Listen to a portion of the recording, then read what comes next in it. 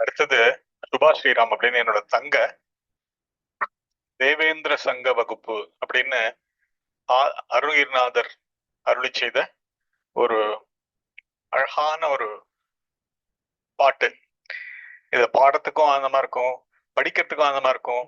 இத எங்க குடும்பத்துல எல்லா குழந்தைகளையும் தூளி ஆட்டுறதுக்கு லாலி பாட்டா 30 வருஷமா யூஸ் பண்ணிட்டு இருக்கோம்.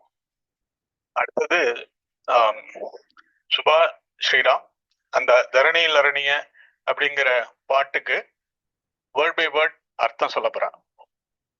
இந்த வகுப்பு எப்படி இருக்கும்னா, தரணியில் அரணிய முரணி ரணிய நூடல் தன்னை நகனுதி கொடுஷாடோங்கு நெடுங்கிரி ஓடேந்து பயங்கரி தமருக பரிபுர ஒலி கொடு நடனவில் சரணிய சதுர்மறை தாதாம்புய மந்திரவே தாந்த பரம்பரை இப்படின்னு வரும்.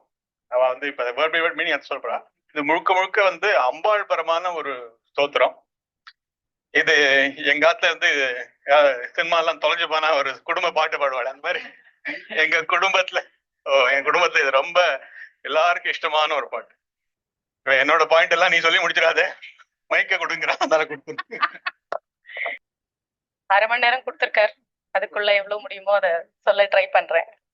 சித்தி விநாயக மூர்த்திகே ஜெய், வெற்றிவேல் முருகனுக்கு அரோகரா.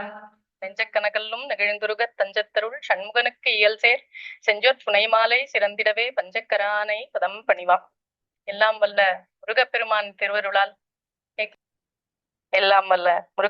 திருவருளால் நம் எல்லோரது உள்ள தாமரையிலும் பெரும் கருணையோடு சிம்மாசனமிட்டு அமர்ந்திருக்கும் கோவிந்த தாமோதர சுவாமிகளின் ஜன்ம நட்சத்திரமாகிய இன்று மிகவும் ஸ்ரத்தையுடன் அஷ்டோத்தர சதநாமாவளி அர்ச்சனையுடன் சிறப்பாக பூஜை செய்யப்பட்டு அவருக்கு மிகவும் பிரியத்தமமான மூக்க பஞ்சசதி நாராயணிய பாராயணங்கள் செவ்வனே காலை செய்து முடிக்க பெற்றன. விஷ்ணு புராணம், பாகவதம், பகவத்கீதை என பல கிரந்தங்களிலும் கலியுகத்தில் மோட்சத்திற்கு சத்கதிக்கு வழி நாம சங்கீர்த்தனம், ஹரிபஜனம் என்றுதான் கூறப்பட்டிருக்கிறது. கிருதே யத் தியாயதோ விஷ்ணு திரேதாயாம் யஜதோ மகைஹி துவாபரே பரிச்சர்யாயாம் கலௌ தது ஹரிகீர்த்தனம் என்ற ஸ்லோகமே ஒன்று இருக்கிறது. இந்த ஸ்லோகத்திற்கு ஒரு ரோல் மாடலாகவே வாழ்ந்து காட்டியவர் தான் நமது கோவிந்த தாமோதர சுவாமிகள். அவர் சப்தாக நவாகங்கள் நிறைய செய்திருக்கிறார். மிகவும் ஆழ்ந்து பக்தியுடனும் ஸ்ரத்தையுடனும் மிகுந்த பிரியமுடனும் செய்வார் என கேள்விப்பட்டிருக்கிறேன். அந்த பேட்டர்ன் படியே இன்றும் காலை மூல ஸ்லோகங்களின் பாராயணம், இன்று மாலை சிறிது அர்த்த அவலோகனம் என்று அமைந்திருக்கிறதும் மிகவும் ஆப்டாக இருக்கிறது என்று தோன்றுகிறது.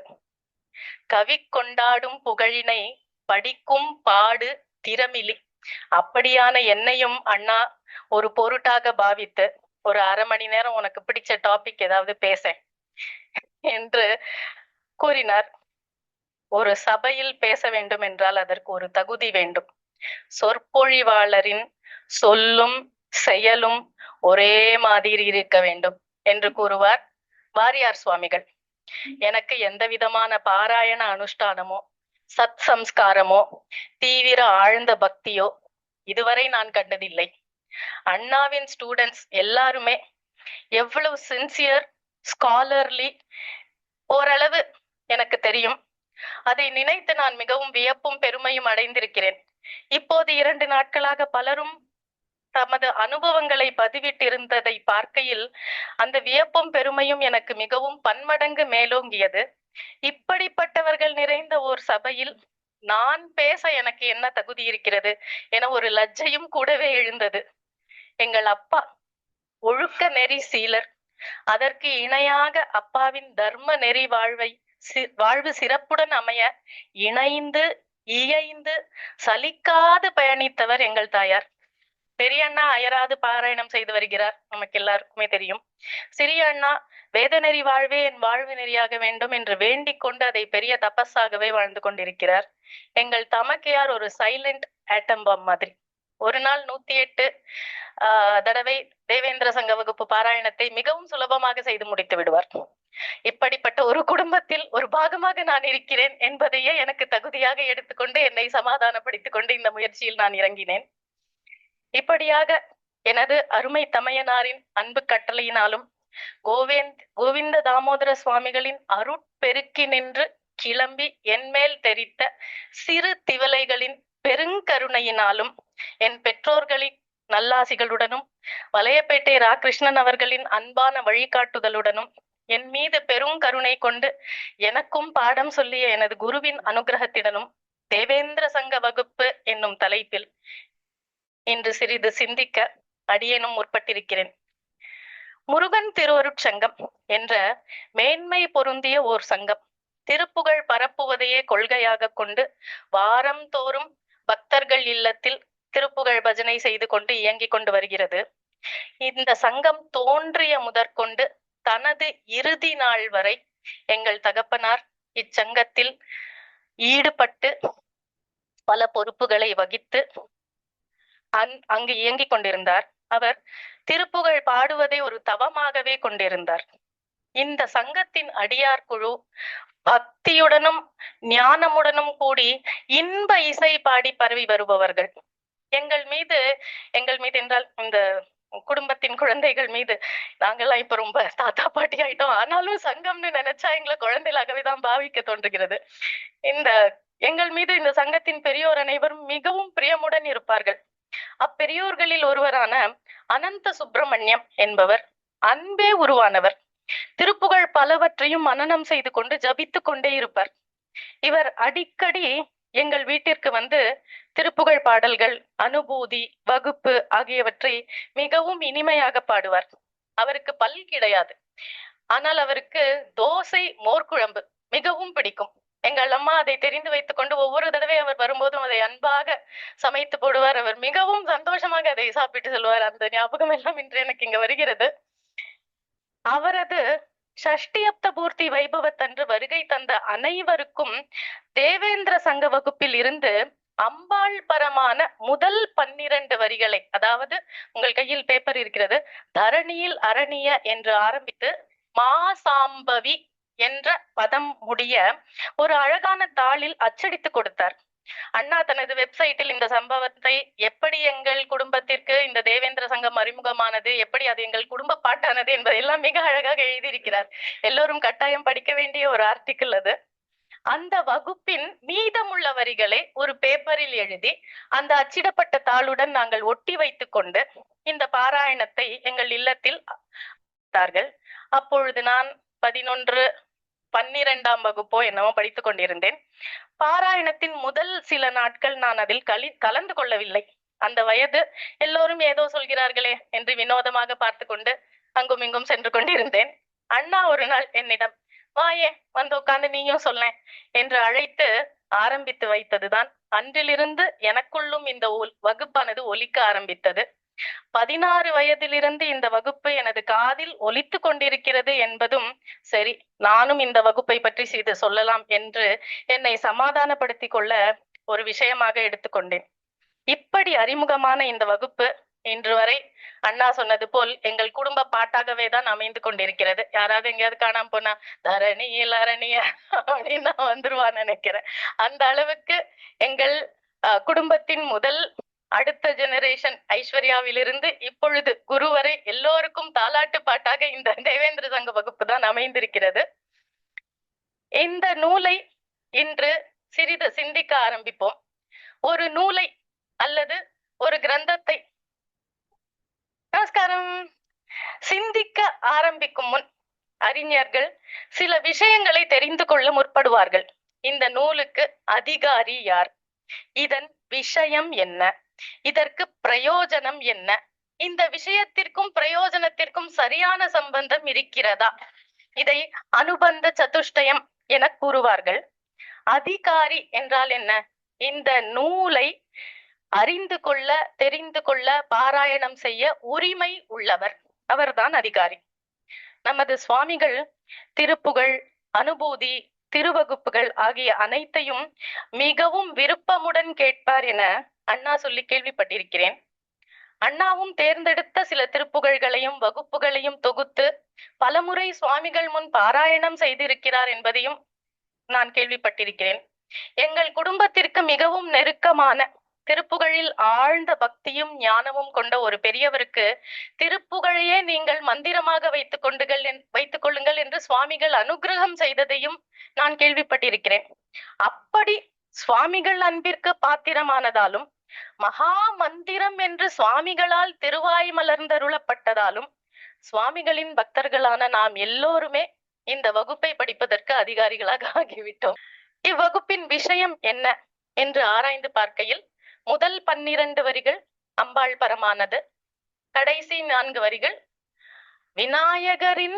விநாயகரை எப்பொழுதும் மனதில் பக்தியுடன் தியானித்துக் கொண்டிருக்கும் பக்தர்களின் சிந்தையில் வாழும் முருகப்பெருமான் என்று முருகப்பெருமானின் பெருமைகளை உரைப்பதான ஒரு ஸ்வரூபம் இதற்கு இருக்கிறது. இதன் பெருமைகளுள் ஒன்றை கூற வேண்டும் என்றால், அதோட பிரயோஜனமாக ஒரு நோய் தீர வேண்டும் என்றால் அதற்கு 3 உபாயங்கள் உண்டு. மணி, மந்திரம், ஔஷதம். மணி என்றால் தாயத்தை கட்டி கொள்வது, அது போன்ற ரக்ஷை, மோதிரம் போட்டு கல்லு, ஜெம் ஸ்டோன்ஸ், இவ்வாறு இதையெல்லாம் மணி என்று கூறுவோம். மந்திரம் என்பது மந்திரத்து ஜுரத்தை இறக்குவது, மந்திரித்து மஞ்சள் காமாலை இறக்குவது, மந்திரித்து விபூதி கொடுப்பது என்று இன்று வரை நமது தர்மத்தில் நடைமுறையில் இருந்து கொண்டிருப்பதான் மந்திரிப்பது. ஔஷதம் என்ற அலோபதியில் ஔஷதம் மட்டுமே வந்திருக்கிறார்கள். இன்னும் அவர்கள் மந்திரம், மணி போன்றவற்றுக்குள் இன்னும் ஆராய்ச்சி செய்ய அவர்கள் முற்படவில்லை. இப்படி எந்த நோயானாலும் மணி, மந்திர, ஔஷதம் என்ற 3 உபாயங்கள் நோய் தீர்ப்பதற்கு உண்டு.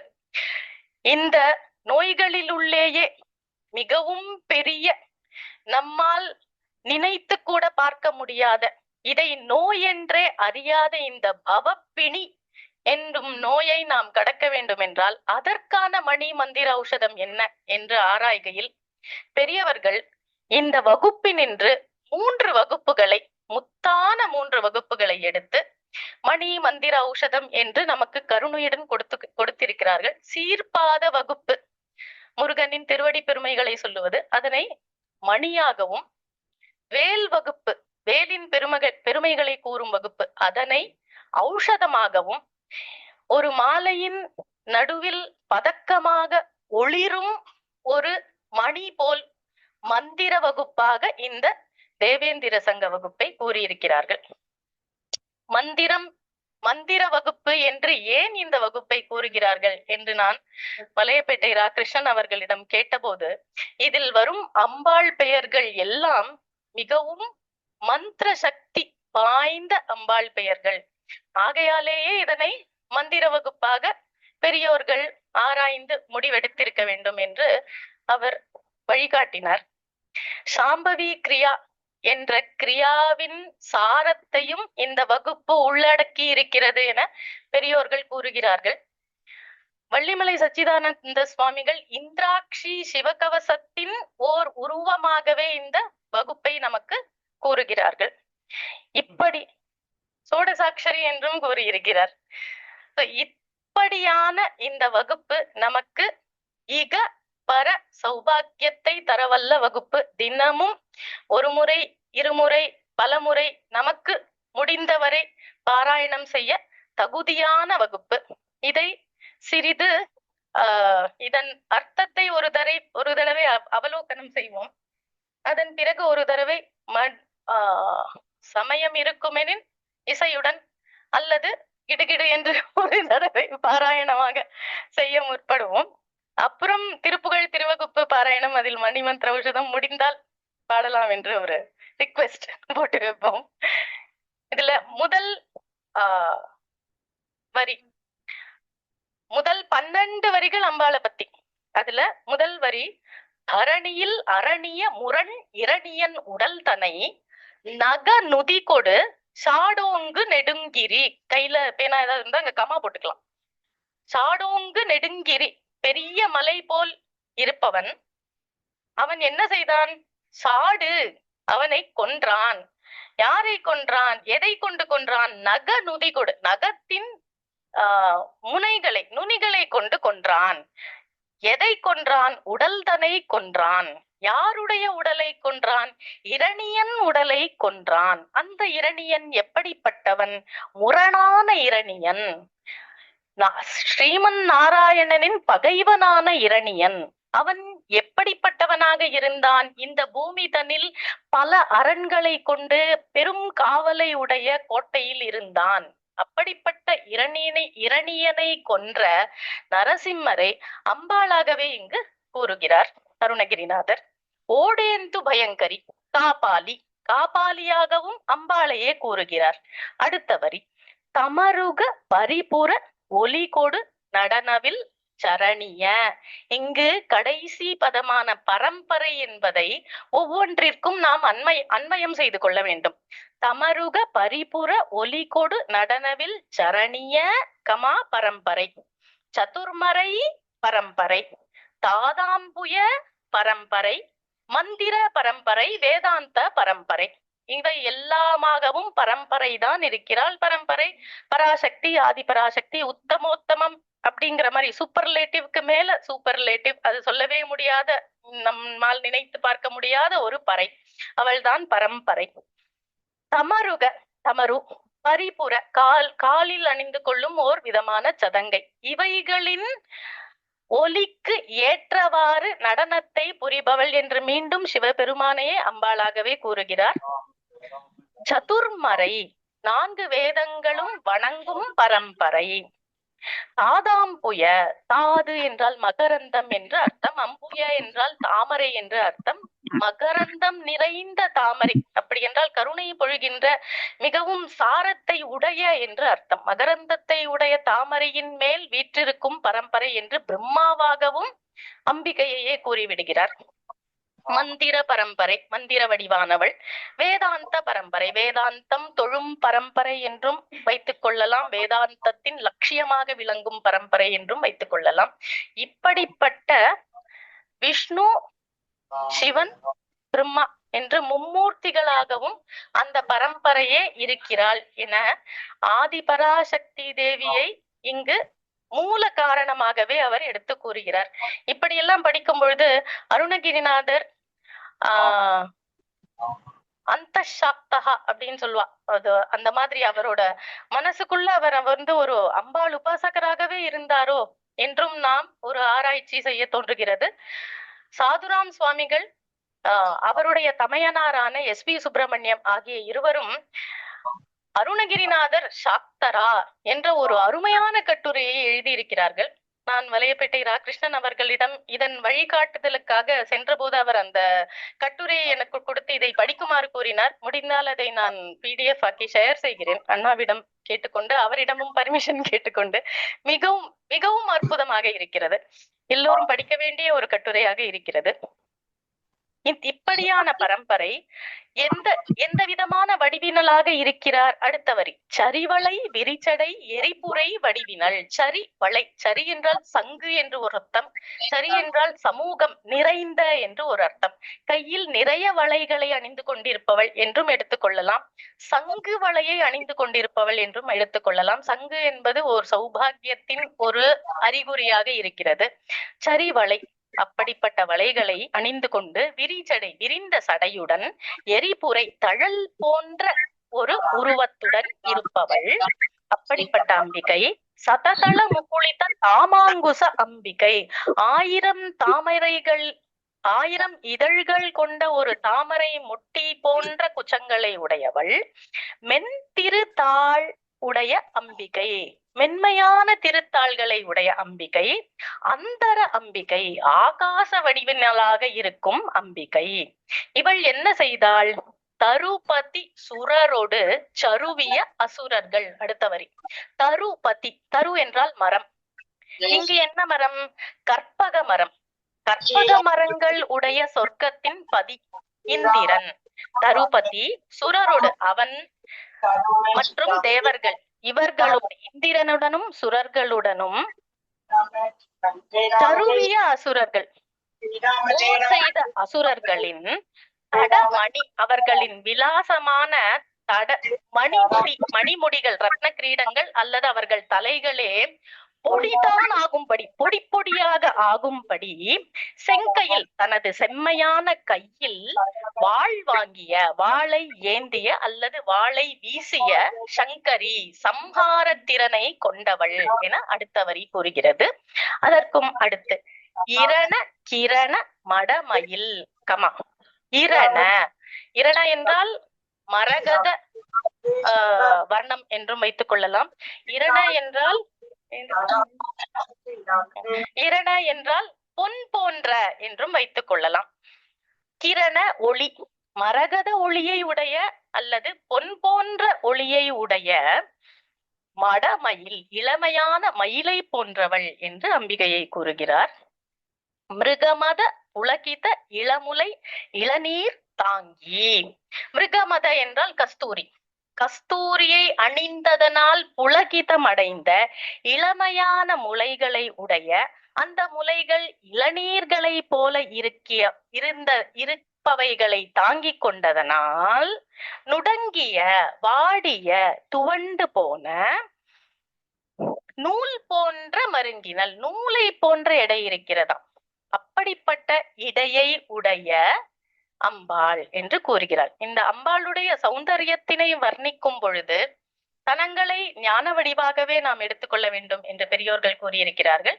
மேலும் அவளது சௌந்தரியமே மோட்சபரமானது, அப்படித்தான் அவளது சௌந்தரியத்தை நாம் எண்ணிக்கொள்ள வேண்டும் என்றும் கூறியிருக்கிறார்கள். சுவாமிகள் அண்ணாவிற்கு அம்பாளுடைய சௌந்தரியமே மோட்சம், உனக்கு மகாபெரிவாதான் அம்பாள், அதனால நீ குருமூர்த்தி நமாமி காமாட்சி 4 தடவை பெரிவாளையே நமஸ்காரம் பண்ண அப்படின்னு சொல்லி நிறைய பேர் நம்ம நிறைய தடவை இதை கேட்டிருப்போம்.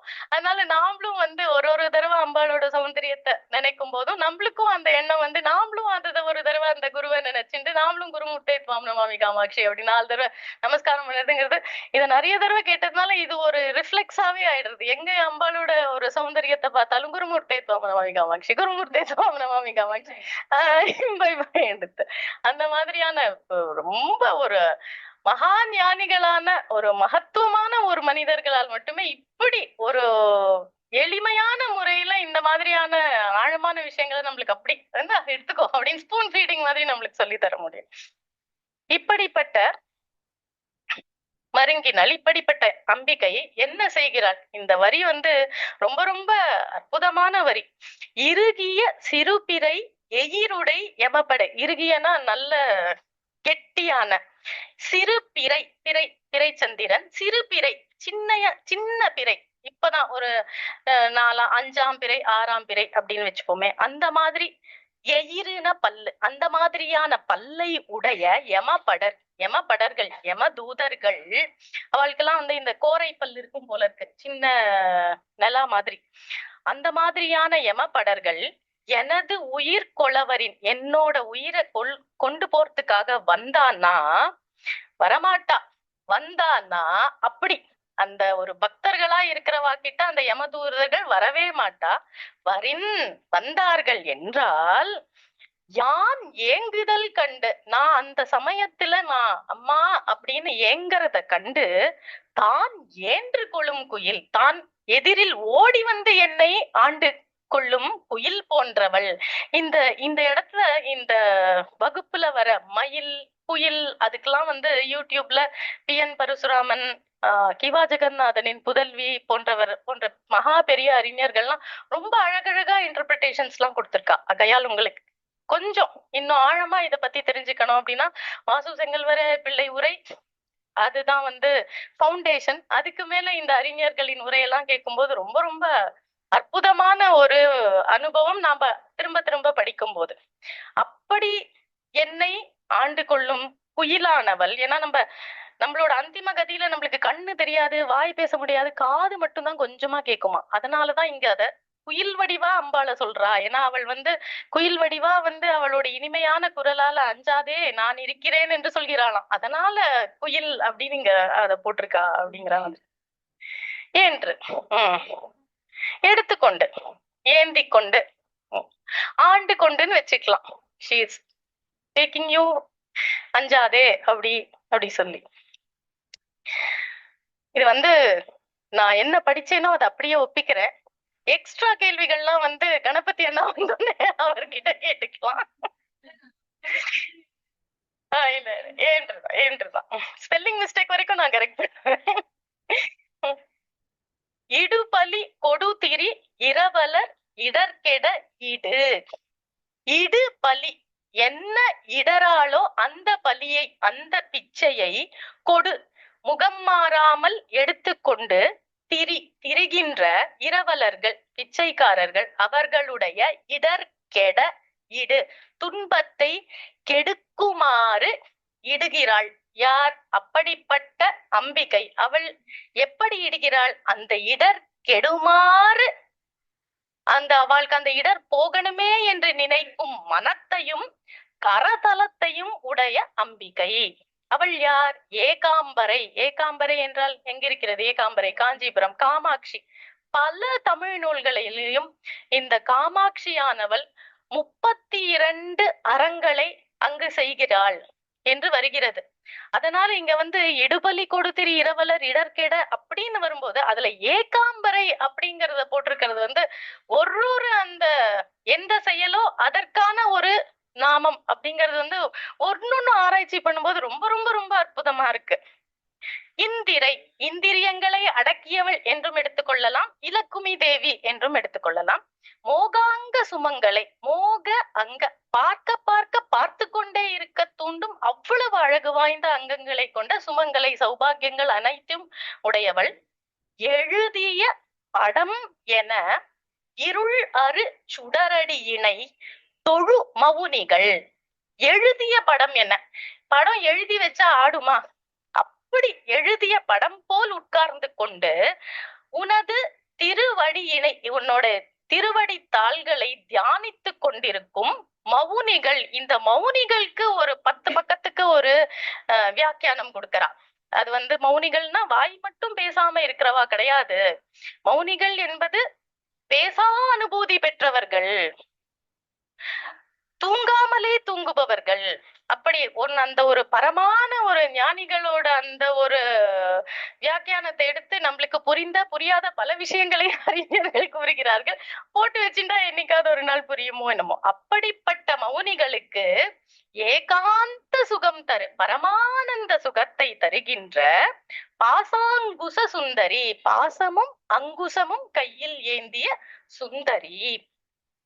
கரணமும் மரணமும் மலமோடு உடல் படு கடுவினை கெட. ஆன்மாவிற்கு இதெல்லாம் எதுவுமே கிடையாது. உடல் படு, உடலிற்கு வருகின்ற கரணமும் மரணமும் மலமோடு.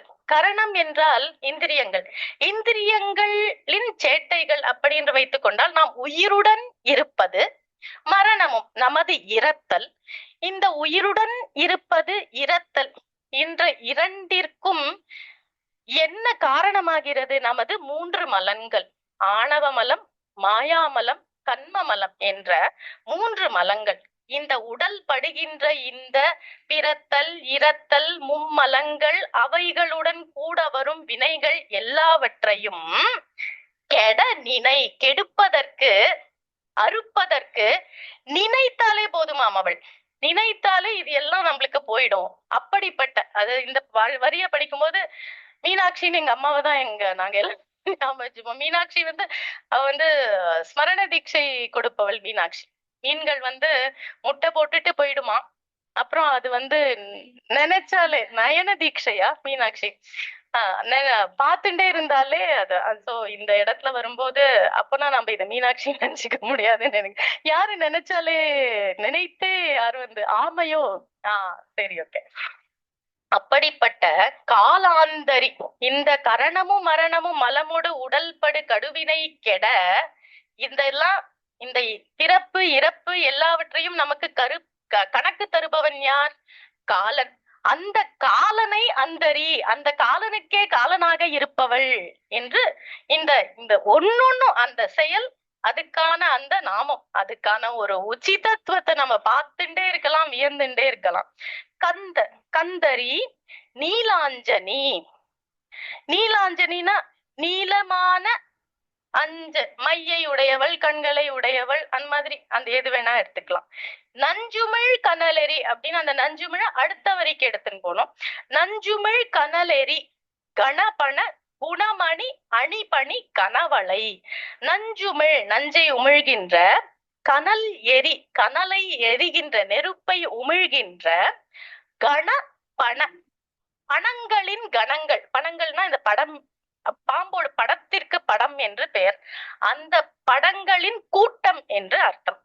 குணமணி அந்த படங்கள்ல என்ன இருக்கும், நல்ல குணமணி சிறப்பான மணிகள் அந்த பாம்போட படத்துல இருக்கான். அப்படிப்பட்ட பெருமை வாய்ந்த சிறப்பான மணிகளை உடைய அணிபணி, அதனை அணிகின்ற, பணி பணினா பாம்புனே அர்த்தம், அப்படிப்பட்ட கனவளை பொன்னாலான தோள் வளையை அணிந்தவள், மரகத மரகத வடிவினள், காசாம்பர கஞ்சுளி தூசாம்படி கொண்டவள். அம்பரம் என்றால் ஆடை என்று அர்த்தம், காச என்றால் பொன் என்று எடுத்துக்கொள்ளலாம், கஞ்சுளி என்றால் சட்டை என்று அர்த்தம். சோ அம்பாள் சட்டையோட புடவை உடுத்தின்னு இருக்கா போல இருக்கு. பொன்மயமான ஆடையை சட்டையுடன் உடுத்தி கொண்டிருப்பவள், தூசாம்படி கொண்டவள், உடையாக கொண்டவள். கனை கழல் நினை அலர் உயிர் அவி.